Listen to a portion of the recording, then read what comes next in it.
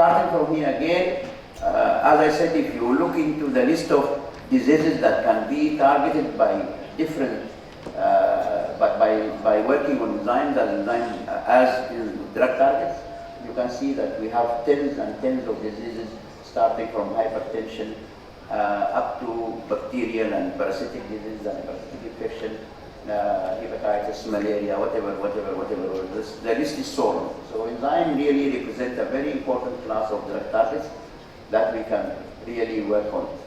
Now, talking about what we do in our lab, first of all, I should say that we are very simple, yes, maybe active, but we are a simple research group. We work in collaboration with different scientists within our university and also internationally who has different related expertise, and that's why I just talked about, or I put this title as integrated disciplines in drug discovery. So what we do screen traditionally used medicinal plants. We collect them. We utilize the traditional knowledge, and we collect the plants and choose the plants mainly based on the traditional knowledge. We do screening, and then we try to identify enzyme inhibitors or enzyme inhibiting bioactive compounds, and then we try to explore molecular recognition pattern or structure activity relationship. We try to assess these inhibitors in cell lines or parasite culture or parasite or bacterial culture, whatever we are dealing with, and at the end, whenever possible, we try also to assess and to examine these compounds in vivo. So currently we are just dealing with a variety of enzymes. First of all, malaria and toxoplasmosis. We are really targeting this in oil acid reductase, what's called ENR in case of Plasmodium falciparum, and glycogen phosphorylase for diabetes, cholinesterases, acetyl and butyryl cholinesterases for Alzheimer's, aniline dehydrogenase for microbacterium tuberculosis, beta-lactamase and trypanosine synthase for trypanosoma and trypanosomiasis. So we also do some antioxidant assays, but we have one very interesting cell-based assay for TB, which I'm going to discuss a little later. And we'll keep on adding different enzymes whenever we have students, whenever we have also financial facilities. Now, going back to the traditionally based knowledge of collecting medicinal plants, why we do focus on medicinal plants? This is because, in fact, medicinal plants have given us almost around 70% of new drugs, and again 80% of antimicrobials and 75% of anti-cancers. These are all medicinal plants or natural product-based compounds. Now, and the main reason that makes natural products stand as a very important player in the discovery is in fact the structural diversity, because in fact the diversity of chemical structures which are found in nature is totally unmasked, and it cannot be met by any imagination of a static chemist. And again, there are some, we know that there are some, and there are many natural product structures that are very difficult or impossible to synthesize. Till now, people, when they are trying to market a drug, or even whenever they are trying to modify a drug, they have to go back and isolate these plants from nature. Now, I'm going to talk about the impact of structural diversity, and this is in fact in the hit rate, high hit rate of these medicinal plants. In papers in literature, you will find usually that the hit rate of medicinal plants can be 1 out of 125, so it is almost 1%, and this is in fact, or 0.75%. This is in fact what is written, and this is true. But based on our own experience, this is not usually the same all the time. Sometimes the hit rate might go up to 5% in some cases. It depends really on maybe the enzyme you are using, maybe the drug you are targeting, because we can see different hit rate based on also the specificity of the drug target that are being targeted. Now, this is totally different story when we compare it with synthetic compounds. The hit rate in case of synthetic compounds is extremely low. Okay, now this is very important because we are here in Morocco and I am coming from Sudan, and in between I am also now coming from Saudi Arabia. All these countries, all the regions share one thing. We are in fact the owners of the wealth of the natural product. If you just see the map of Morocco and you just see the climate diversity you have, you see the soil diversity you have, you see every diversity you have, and you see the impact of this diversity on the production of different plants. I'm talking about just see, I mean, I know in Morocco, for example, there are different plants that even we eat every day, and every one of them come from a different area and from a different direction. Exactly, this is the same thing. This is the same story that what nature does. When it comes to medicinal plants, this diversity also generates a very diverse medicinal plants in our region. So we are really the owner of this wealth. There is a unique blend of indigenous culture of Islamic, Arabic, and African cultures in using these medicinal plants for health purposes. Climate and soil diversity, as I said. Now diverse virgin and the diverse and virgin flora. Our flora is rarely explored. And unbroken tradition of use, as I said, available human resources. We have human resources in our countries that really work or related to natural medicinal plants. When we talk about plants from plants to drugs, the journey of discovery of drugs from plants. This is a very simple diagram that it starts with the plant, it goes to fruit extract. Some people usually they can screen also fruit extracts. There is no problem with that. This making them also don't miss any activity in between, or otherwise go for pure or semi-pure or fractionating the medicinal plant, so that ultimately also they can check it. Ultimately, of course, we can target the molecular structure in our journey. A lot of people now, the modern way is to do bioactivity guided isolation or separation. This, with the help of modern techniques like preparative HPLCs and some modern techniques like this is really now playing a bigger and bigger role in drug discovery. We can again extract the crude extract, or we can involve also chromatography in between, in the middle of the drug discovery process, so ultimately we can reach to the identification of pure compound. Now, when it comes to screening options we have, we know that we can either screen extracts, and we can do the screening in cell assays, and in this case, we would not know the hit, and again, we would not know the drug target that is that's underlying the activity, but definitely we would not miss any bioactivity of the extract if we just do the screening in cell based.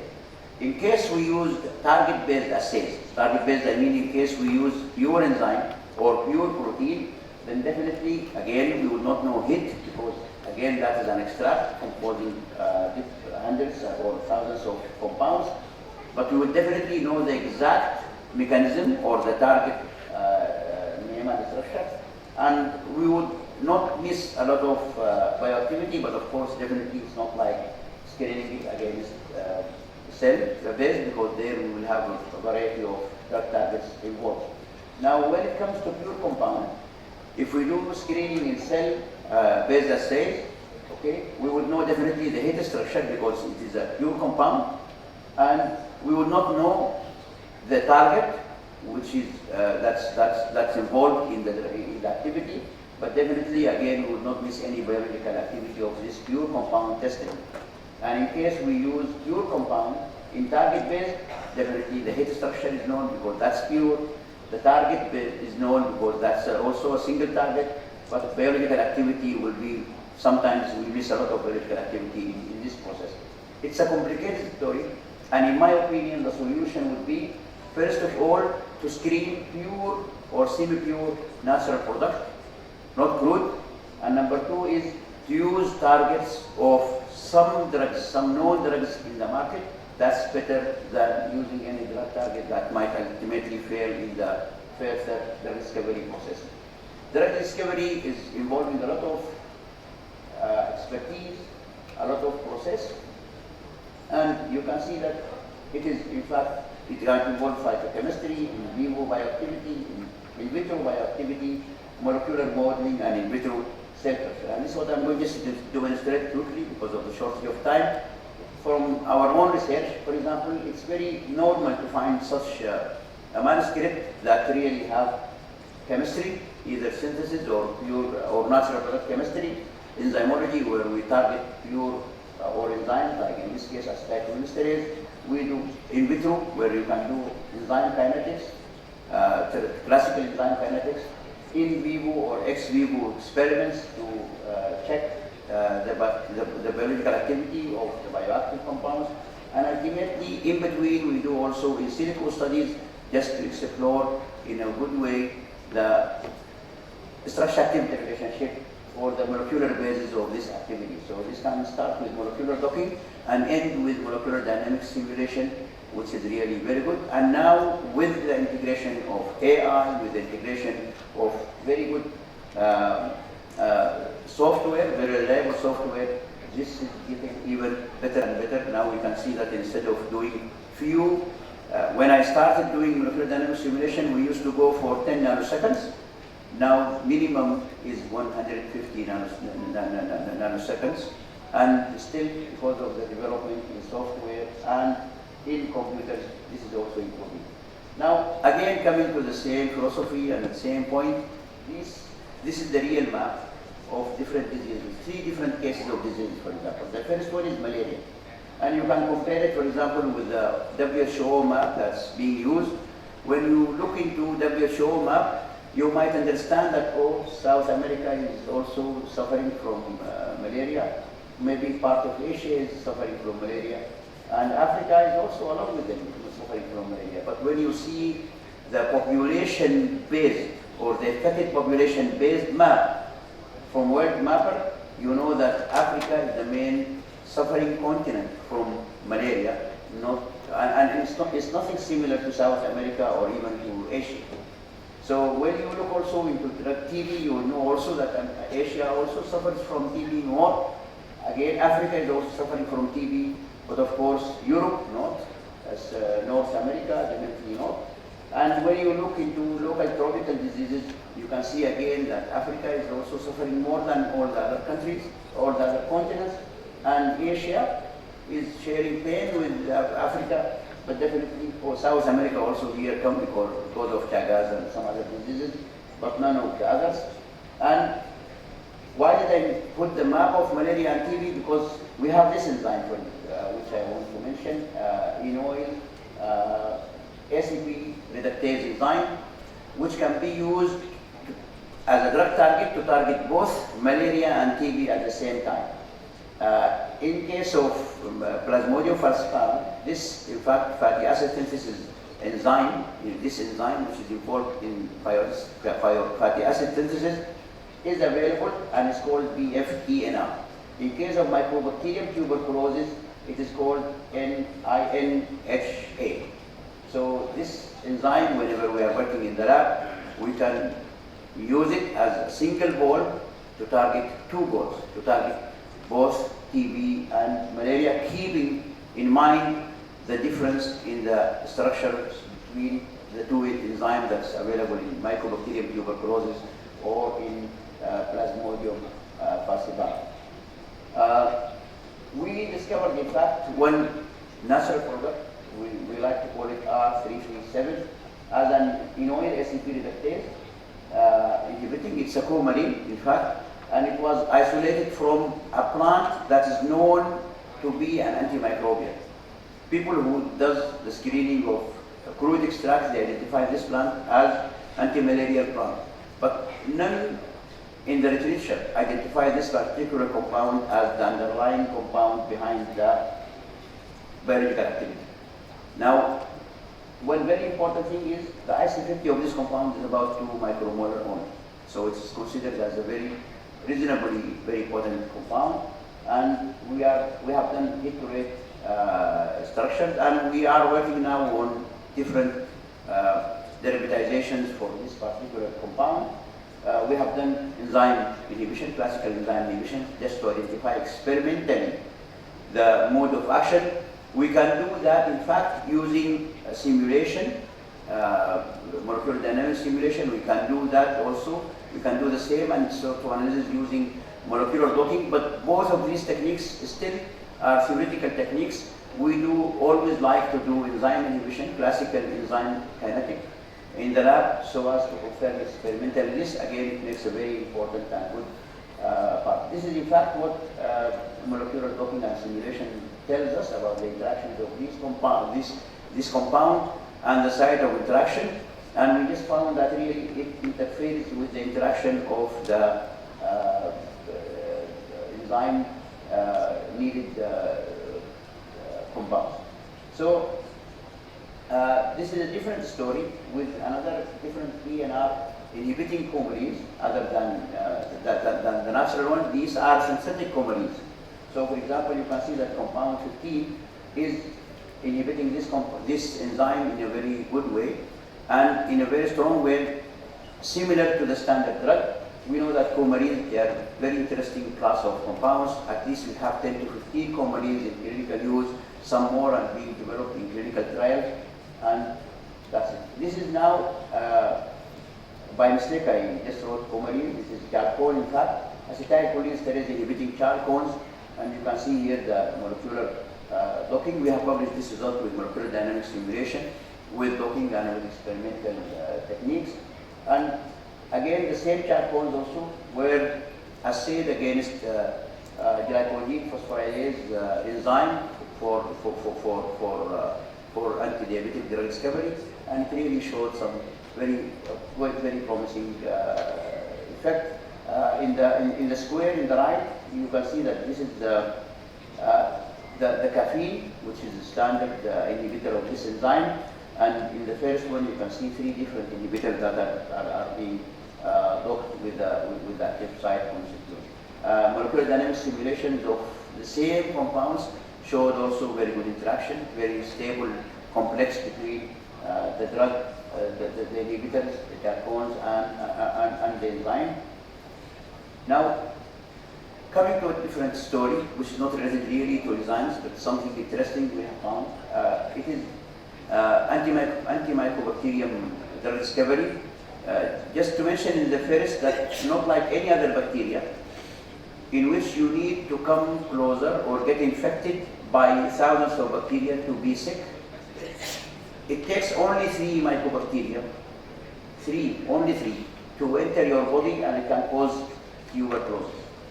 And this is because this bacteria is very aggressive, and when it goes into our body, it will be integrated into a natural host, and it will surround itself by junk of cells. So it will really hide from our body's immune system, and immune system cannot really get closer so that it can get rid of this mycobacteria. The same stands as a challenge for drug discovery.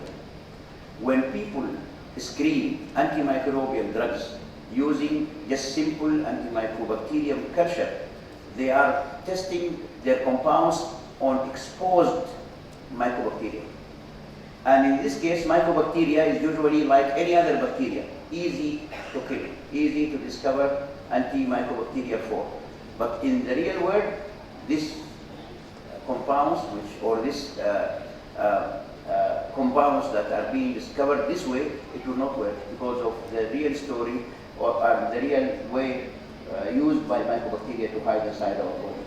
Now, one day in one conference, and that was in Tanzania, I was going through poster session, and I found one lady standing in front of a poster telling the story of how she succeeded in culturing mycobacteria inside the natural host, which is macrophages. So I just asked her about the cell, and she told me that she did this, and now ultimately in her lab, she have these mycobacteria inside the macrophages. So I just put a general comment. I said that this would be a very, very interesting model for testing different natural products or synthetic compounds for the discovery. I think maybe the students herself was not aware of this fact. So at the last session of the conference, I was approached by her supervisor, Professor Maria Ler. She was from Sweden, in fact. So she said, you came to my student's poster. She told me. I said yes. She said, I want to know what did you say? So I told her that the model of your student would act as a very, very interesting model for testing antimicrobacterial tuberculosis. So she said, can we collaborate on this? I said, yes, why not? So I managed to send one of my students 6 months later with about 50 extracts of 50 plants we collected using the traditional knowledge. This is how I started this talk. So out of these 50 plants, we discovered 5 plants that totally killed mycobacterium inside the macrophage in a fashion similar to the real scenario that happened in the body. So we processed these one of the plants like the same way we did a bioactivity guide fractionation. We used to fractionate the plants extract and test these plant extract in every step, and ultimately we did also the preparative HPLC assays. We got something like more than 105 fractions, and we tested each and every fraction of this against our model, and what we found is that fraction 95 was the most active fraction among all. This fraction 95, when we tested, it really came more active or similar to the standard drug that's being used. Now, we took also fraction 95 and we tested this fraction 95 among different strains of bacteria. We used, in fact, resistant and standard bacteria, and the result that we found in the lab was really very impressive. This fraction was more active than even the standard drug in most of the cases. It was even active when the standard drug did not inhibit the resistant bacteria. So this is something we are now following, and we are really trying to patent first before we publish. And you can see that even this is fraction 95 in case of resistant strains, the red one, and the orange one is the standard strains. Interesting really, and we are following that. Now, ultimately I will just finish my talk with this musical slide, and I always like to talk about collaboration. I think the best example of good collaboration is what happened with, what is happening with, or what happens, in fact, what happens with musicians on any stage. They collaborate, everyone produce a different noise, and ultimately a symphony comes out. And this is what, in fact, Brian, a musician, said, collaboration helps you grow. So this is not the fact in music only. I think it happens also in our scientific work. Collaboration helps everyone grow, and collaboration helps us in producing better things. I am open to collaboration, and you are all welcome. And I cannot forget my collaborators, my students, and everybody who contributed to our research progress and development. And you also, thank you very much.